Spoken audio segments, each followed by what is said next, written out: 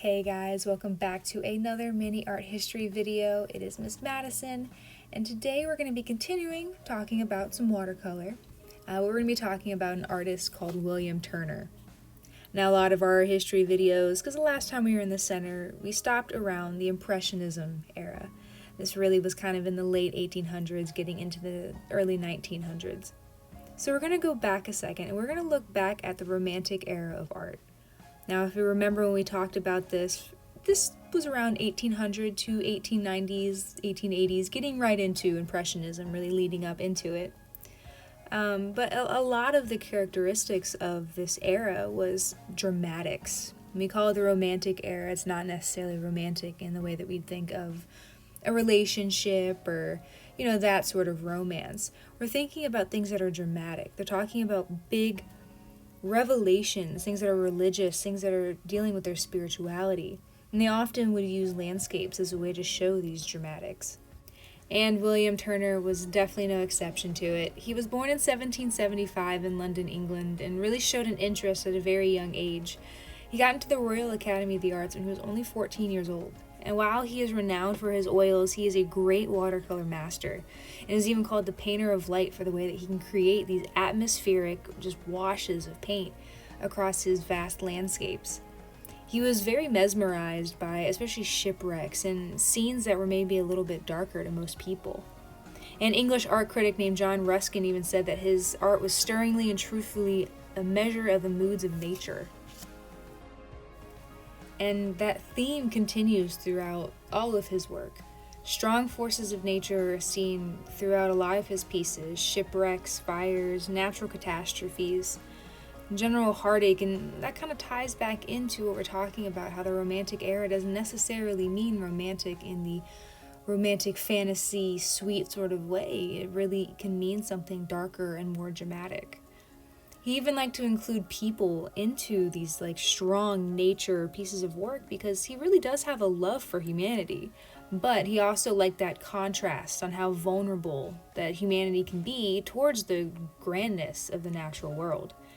That's why he had this strong focus on light, because it connected a lot with his own spiritual expression. And that's how his work started to become a little bit more impressionistic as well. He started to leave out certain details so he could focus more on the light. William Turner usually becomes one of the first watercolor artists that I think of, mainly because I like the dedication that he had to creating that sort of effect, especially the atmospheric effect. Even when he was using oil paintings, he would water them down, and it created such a strong sense of, an intense hue to show the light that he was trying to portray in a lot of his pieces of work. That dedication to a strong, intense hue and a dramatic sort of scene is kind of what we're mainly going to be focusing on this demo today. We're going to be creating our own little sunset scene, and I really want to focus on the warm and the cool colors. So the first thing I'm going to do is I got some of my paper, and I'm taping down the edges, not only to tape it to my surface, because once we add water to this paper, it is going to start to bow a little bit. So taping it down helps make it flatter and makes it a lot easier for us to paint on. But what it also does is it makes it so once at the very end it's all dry and done with, once I peel that tape off, the lines will look super clean, and it'll make our finished piece look more like a nice, finished, clean piece of work. And I am going to be using my tube paint today. I'm using Winsor & Newton Cotman watercolors in Hooker's Green Dark, Turquoise, Rose Madder Hue, Crimson Hue, Yellow Ochre, Cadmium Yellow Pale Hue, and Dioxazine Purple. When I use my tube paint, I like to use palette paper. It doesn't absorb the watercolor at all, and I feel like I can mix and use them a little bit more freely. So what you see me do so far is I really just started by covering an expansive area on the top with more of my reds, and I'm dabbing away any extra parts that I don't like, or maybe that I just want to kind of calm it down a little bit, so I am still sticking to that atmospheric perspective and giving it that more pale, far away look that we're going for in this piece. I am using a warm color palette up top for my sunset, starting off a lot with my reds and using my mixture of yellow into it to create some of those oranges and those transition colors. Now this is my first layer, so I am building up just lightly where I want my reds to be a little bit stronger, and then where I want my yellow, my light to come in a little bit more on that top right area. And at the bottom, I'm doing a similar thing where it seems a little weird for the ocean to be putting down green. But when I start mixing in my cooler colors of the blue and the purple, it's going to blue it up a lot. So it's going to have more of that ocean look to it. It's going to look more sea green rather than just a straight green. And I'm still doing this while using a lot of water.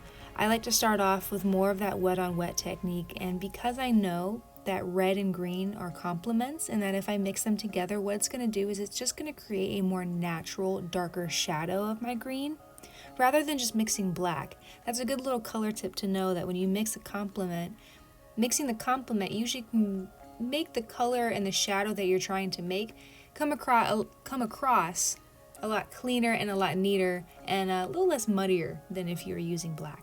So I'm letting a lot of this all start to run together and just mix together as my first base layer, keeping it very, very, loose and just more of the impression of what I'm going for. And you'll start to see when I'm mixing in that blue how it starts to create a little bit more of that sea green turquoise color. So I added a little bit of purple to create some shadow in the corners and start building that up. And if you happen to have a hairdryer around by any chance, I love using mine in between washes just to kind of quicken up the process a little bit. Now that first wash was definitely using that wet on wet technique, keeping it a little bit more atmospheric. But for this second, and I'm going to do about 2 or 3 washes, I'm really going to focus more on a little bit less water, more of that dry brush technique, so I can build up a little bit of texture. I'm trying to create a dramatic scene of these red, orange, very fiery clouds coming across this person that's going to be calmly on the water just fishing. So I want to create that juxtaposition by creating these rolling clouds. So what I'm doing is I'm mainly keeping a lot of my paint on the tip of my brush, but I'm also angling it downwards. So most of the top part, most of that intense hue is coming across on the tip of my brush, and a lot of the water has helped transitioning the bottom so I can create a really quick gradient textural cloud look pretty quickly without having to feel like I have to blend anything out. That's what's a really great benefit with using the water and the watercolor together, is knowing how to manipulate it around your brush so you can create textures pretty quickly. And so that's mainly what I'm going to spend time doing, is building up the value, building up a little bit more of those darker areas so it is a higher contrast to create a dramatic effect. I'm going to build up my yellows a little bit so that they become brighter. I'm going to do the same thing with a lot of my blues and my purples in the bottom portion of the water. A lot of this is just taking the time to build up those layers using that glazing technique we talked about. Right now I'm building up a lot of reds, but a lot of the times I can glaze over a yellow if I want an area to brighten up a little bit. So you'll see me using a lot of those things that we talked about in our previous videos.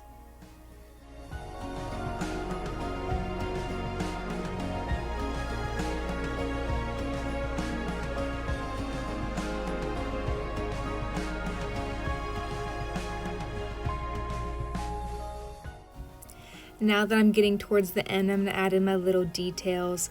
I kind of want to stay true to William Turner in the aspect of adding a person in here while I am creating this, roaring sort of scene above him. I kind of like the juxtaposition of him sitting kind of calmly in his boat just fishing. So what I'm doing is I'm actually using my purple to create my silhouette. I didn't use any black in this piece because I really wanted to try and keep that purity of my color and keep it true to more of an impressionistic form anyways. Black in watercolor can start to muddy things out if you're not careful with it, so I really wanted to keep with my purple and using way more of a dry brush technique so it doesn't spread too much. As you can see, I did use my hair dryer to make sure it was really dry before I started, because for these final little details, if it is too wet, it's going to start to spread and it's not going to look as neat as maybe we want it to.